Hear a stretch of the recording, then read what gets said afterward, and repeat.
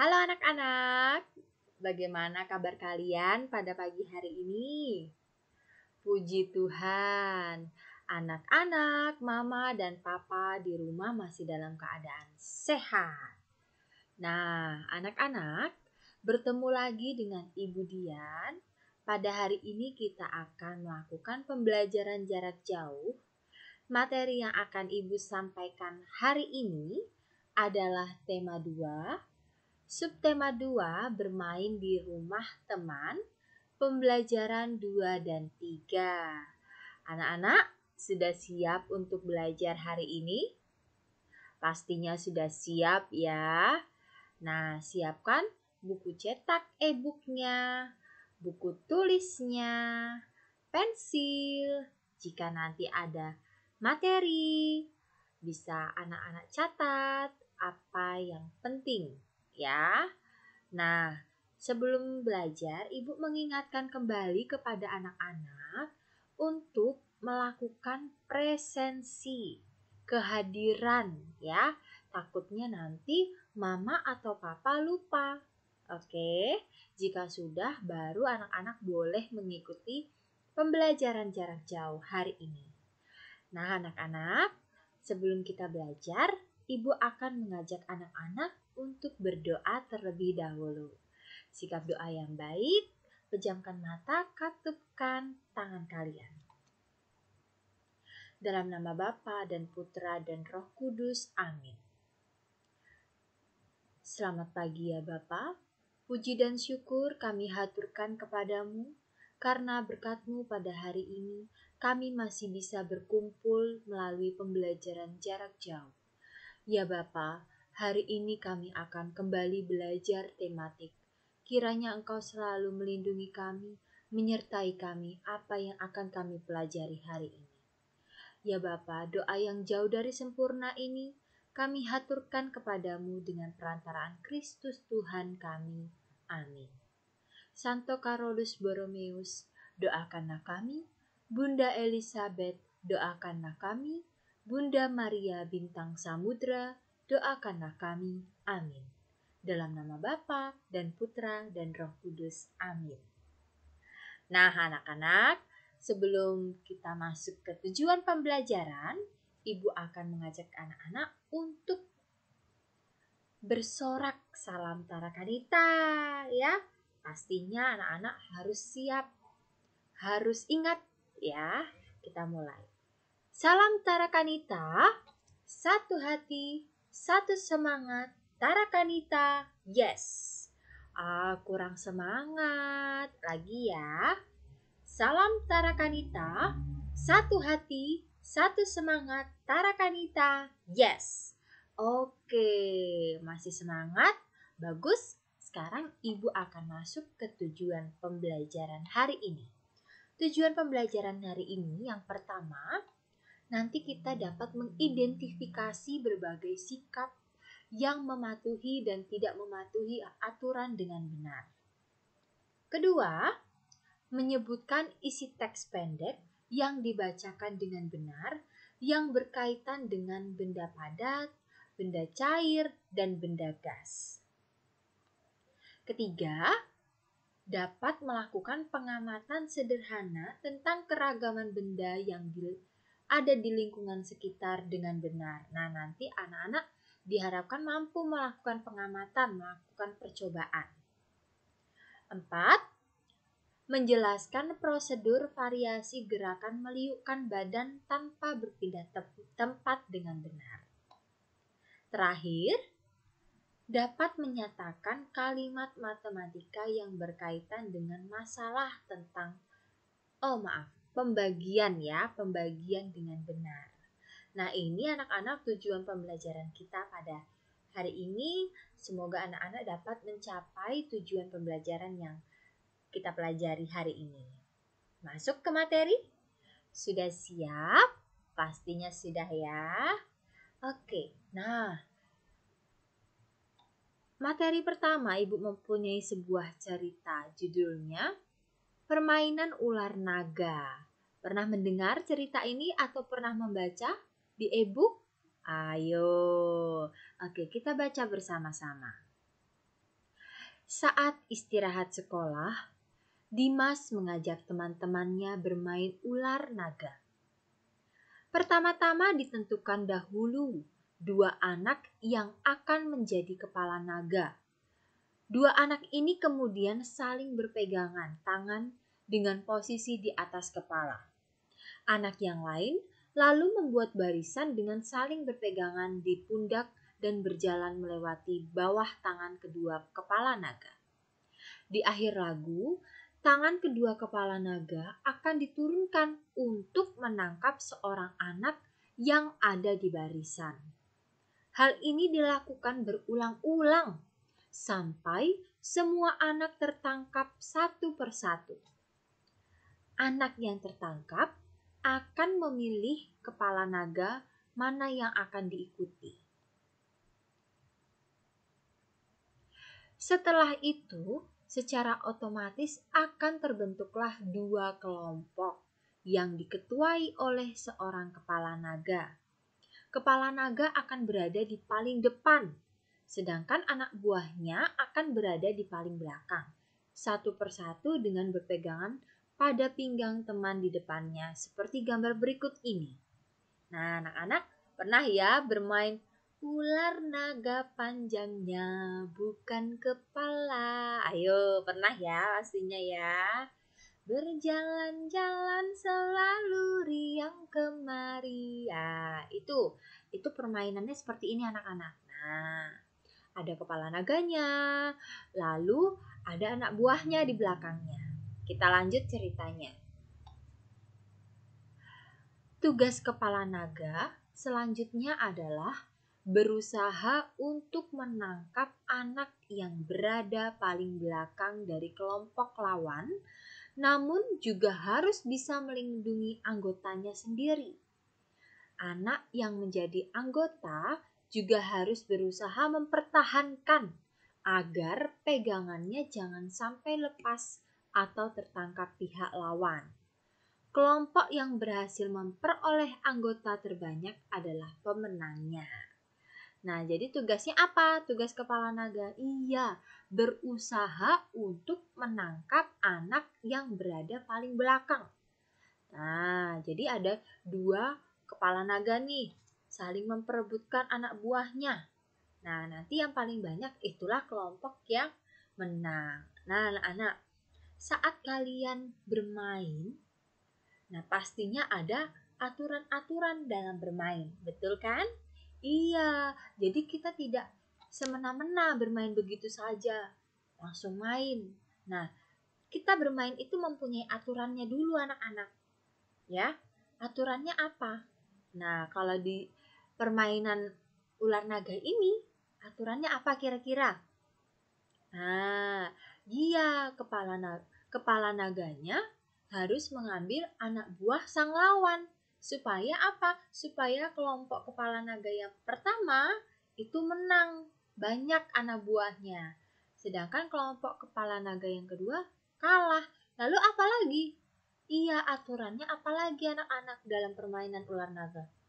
Anak buahnya harus menjaga diri mereka sendiri supaya apa? Supaya tidak tertangkap oleh lawannya. Ya, harus mempertahankan supaya pegangan kalian itu tidak lepas. Nah, sehingga nggak tertangkap.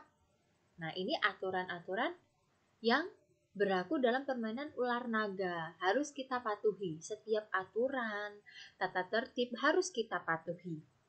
Nah, aturan bermain yang lain kira-kira apa aja? Oke, Ibu Dian akan beritahu aturan bermain yang lain.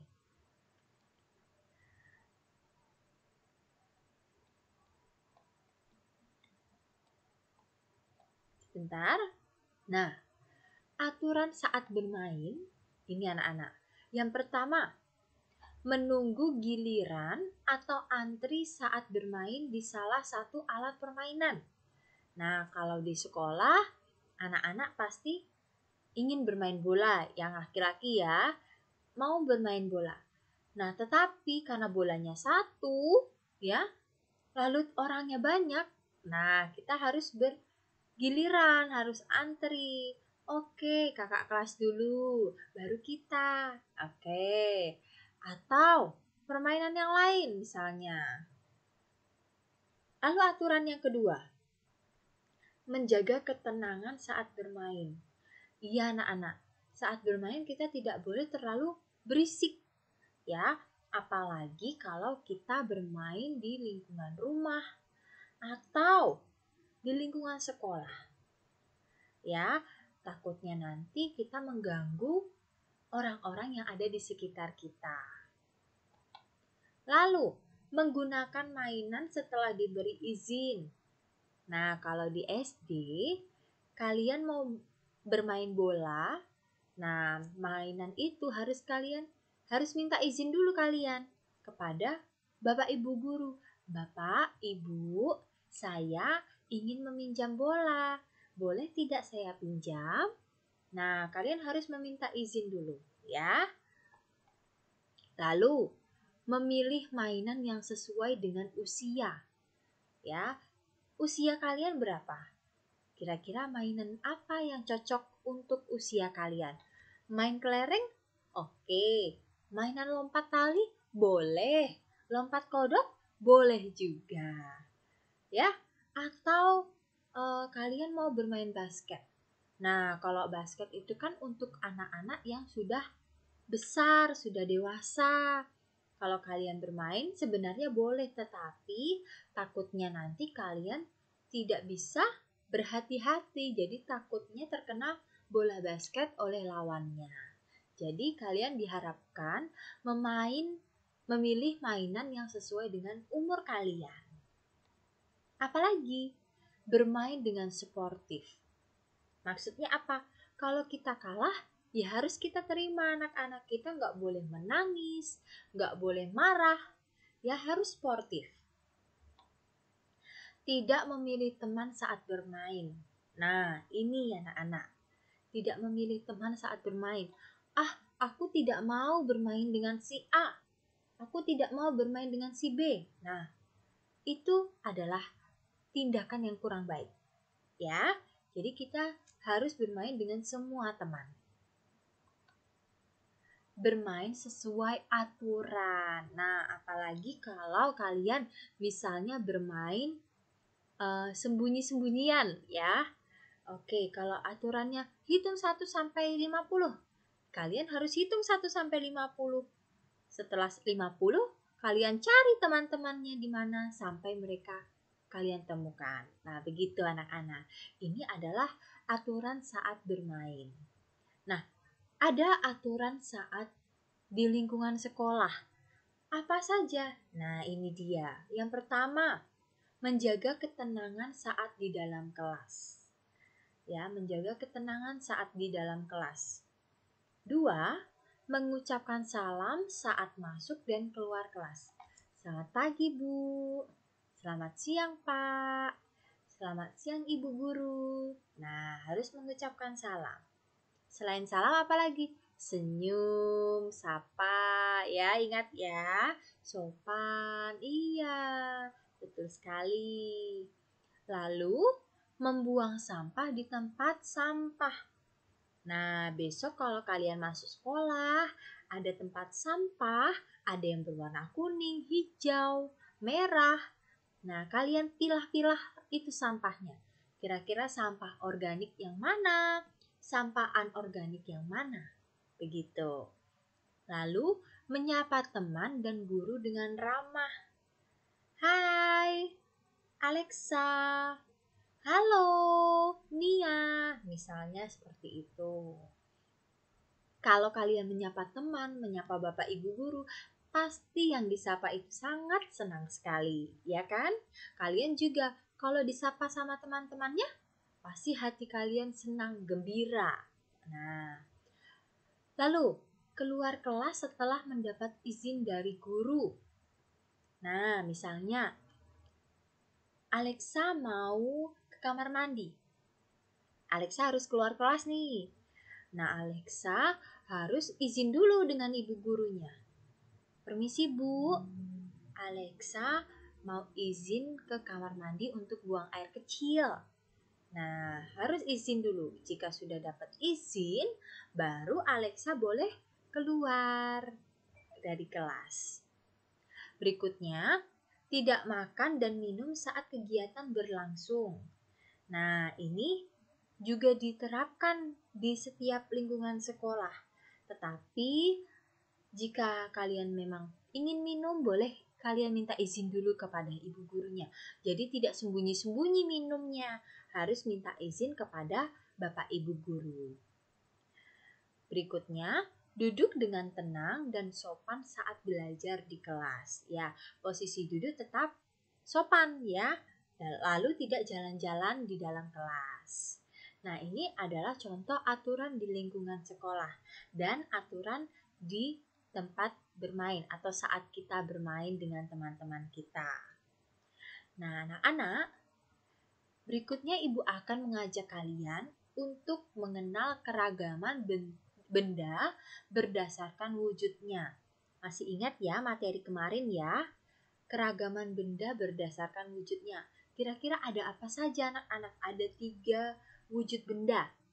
Apa saja? Iya betul sekali. Ada benda cair, benda padat, benda gas. Masih ingat wujud-wujud dari ketiga benda ini seperti apa? Pasti berbeda-beda ya anak-anak ya.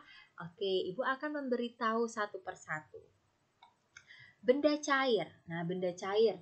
Sebelum Ibu menjelaskan tentang benda cair, Ibu akan menanyakan kira-kira benda cair apa yang ada di rumah kalian. Coba kalian lihat, kalian cari. Nah, jika sudah, oke, Ibu akan jelaskan tentang benda cair. Benda cair itu anak-anak, bentuknya dapat berubah-ubah mengikuti bentuk wadahnya. Nah, misalnya bentuk air dalam botol akan mengikuti bentuk botol. Jadi air tersebut akan mengikuti bentuk botol. Iya. Lalu, apalagi? Bentuk air dalam gelas akan mengikuti bentuk gelas. Bentuk air dalam mangkok akan mengikuti bentuk mangkok. Nah, boleh kalian coba dulu. Oke, sudah dicoba? Sip. Nah, anak-anak, isi atau banyaknya benda cair itu tetap. Ya, isi atau banyaknya benda cair itu tetap. Lalu, isi benda cair dalam ruangan tersebut disebut volume. Volume. Jadi, benda cair yang ada di dalam botol, di dalam mangkok, gelas, itu disebut volume. Airnya itu disebut volume. Selain air, sirup. Nah, sirup itu disebut volume. Nah, lalu banyaknya itu tetap. Jadi tidak kurang, tidak lebih. Ya. Nah, ini penjelasan dari benda cair anak-anak. Lalu, kedua, benda padat. Benda padat itu bentuk dan ukurannya tetap. Bentuk dan ukurannya tetap meskipun diletakkan di berbagai tempat. Misalnya, Ibu Dian punya handphone, ya. Handphone ini Ibu letakkan di meja. Nah, bentuknya ya seperti itu. Tidak besar, tidak akan berubah besar, tidak akan berubah menjadi kecil. Lalu ukurannya ya tetap, ya. Jadi saat kita meletakkan benda padat ini, handphone ini diletakkan di meja atau diletakkan di kasur atau diletakkan di lantai, ya bentuknya seperti ini anak-anak, tidak berubah. Jadi bentuknya tetap. Diletakkan di meja, dia tidak mengecil, dia tidak membesar, dia tetap. Diletakkan di lantai, ukurannya juga segini. Tidak besar, tidak kecil. Tetap, ya. Meskipun diletakkan di berbagai tempat, di mana saja.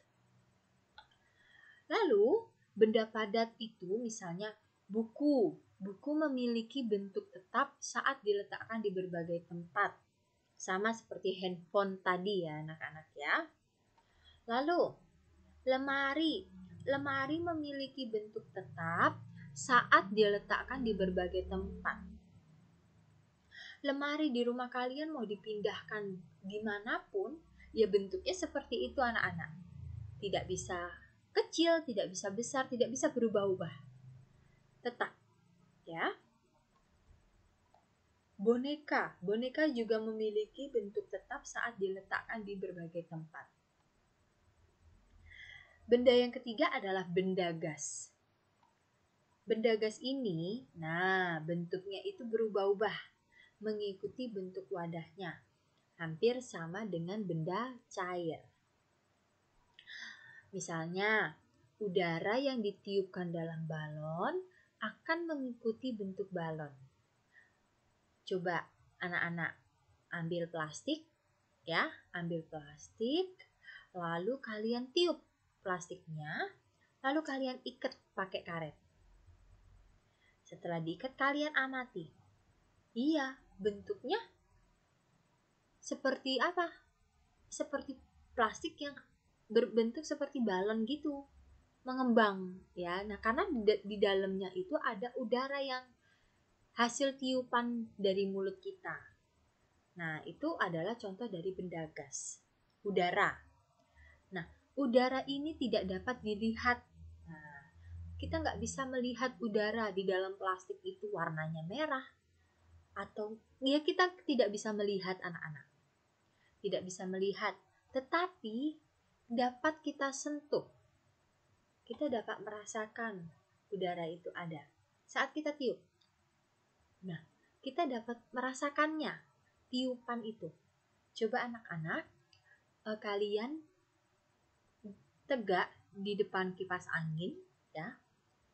Itu kan mengeluarkan udara, ya. Saat kipas angin dicolokkan ke listrik, ya, ditancapkan ke listrik, pasti kipas angin itu mengeluarkan udara. Kita rasakan, apakah kita menyentuh udara itu? Iya, pastinya kita merasakan ada udara dari kipas angin itu. Atau dari tiupan mulut kita. Nah, dicoba ya. Lalu, benda gas itu mengisi ruang sehingga memiliki volume, ya, hampir sama dengan benda cair, ya. Mengisi ruang. Ruangnya apa? Ruangnya tadi misalnya plastik kita tiup, ya. Nah, di dalam plastik itu ada ruangnya. Nah, itu sehingga memiliki volume hampir sama dengan benda cair. Nah, volume dan bentuk benda gas dapat berubah mengikuti bentuk wadahnya. Nah, sampai di sini anak-anak paham penjelasan Ibu Dian? Nanti kalau anak-anak kurang paham, boleh diulang lagi video sebelumnya, ya, sebelum masuk ke materi berikutnya. Nah, sekarang Ibu akan memberikan materi gerak meliukkan badan. Pernah kalian melakukan gerak meliukkan badan? Pastinya pernah, ya. Yang pernah bermain simpai, yang pernah bermain hula hoop? Siapa? Wah, pasti banyak yang bisa ya yang bermain hula hoop. Nah, saat kita bermain hula hoop, kita meliukkan badan kita. Nah, anak-anak, gerak meliukkan badan ini dilakukan tanpa berpindah tempat. Kita mau meliukkan badan kita ke belakang ya. Kita tetap di tempat, tidak berpindah-pindah, tidak sambil jalan, tidak sambil lari. Lalu gerak meliukkan badan ini untuk melatih kelenturan otot-otot kita. Badan kita itu butuh kelenturan anak-anak. Jadi supaya kita tidak tegang nih badannya, tidak terasa capek, kita olahraga. Olahraganya gerak meliukkan badan. Nah, begitu. Lalu dapat dilakukan dengan menggunakan simpai itu yang bulat itu ya anak-anak ya, atau dengan tongkat yang panjang boleh, tongkat sapu juga boleh ya, tapi gagang sapunya dilepas anak-anak biar tidak masuk hidung debunya ya. Nah, Ibu akan memberikan beberapa gambar gerak meliukkan badan. Perhatikan anak-anak. Gambar pertama ini adalah gerak meliukkan badan ke arah kanan. ya. Coba menggunakan tongkat atau simpai, lalu kalian liukkan badan ke arah kanan. Nah, jadi liukkan ya. Lalu meliukkan badan ke belakang, ini contoh gambarnya. Boleh dilakukan, boleh sambil dilakukan anak-anak. Apalagi gerak meliukkan badan ke kiri, tadi ke kanan, lalu ke kiri anak-anak. Lalu setelah belakang meliukkan badan ke depan. Ke depan itu ya. Nah, ke depan ya, seperti gerakan membungkuk seperti itu anak-anak, tetapi kita meliukkan. Nah, ini adalah beberapa contoh gerakan meliukkan badan tanpa berpindah tempat. Maaf ya anak-anak ya, terganggu dengan suara HP Ibu Dian nyala. Nah, baik anak-anak, sekarang Ibu akan mengulang kembali materi pembagian yang beberapa hari lalu sudah diberikan oleh Ibu Hermin. Nah, cara yang Ibu berikan ini sedikit berbeda, tetapi hasilnya nanti sama. Nah, anak-anak, pembagian itu apa sih? Apa? Iya, pembagian itu adalah pengurangan berulang sampai habis, sampai hasilnya 0. Pengurangan berulang sampai hasilnya 0. Ya, sampai habis. Nah, contohnya, Ibu Dian punya pembagian 12 dibagi 3 sama dengan titik-titik. Nah, ingat pembagian itu tadi apa? Iya, pengurangan berulang sampai habis, sampai 0.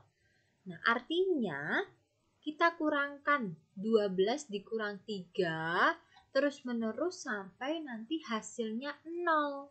Habis. Nah, cara Ibu Dian seperti ini anak-anak.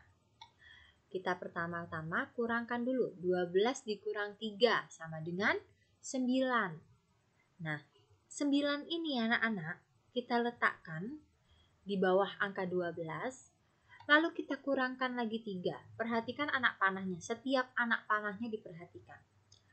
Hasil pengurangan itu kita letakkan di bawahnya.